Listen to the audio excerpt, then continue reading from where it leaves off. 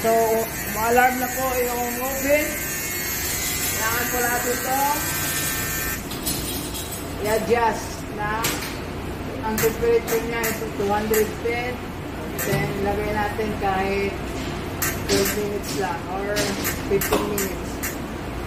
Ayan. Mati from Indonesia. From Bali. Bali. Ayan.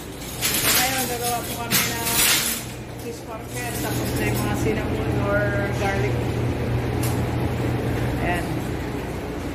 At saka gagawa po din kami ng croissant. Ayan po, croissant. Ito. Ayan, croissant po yan.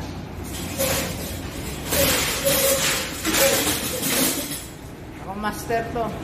Master No, Madi. No, master.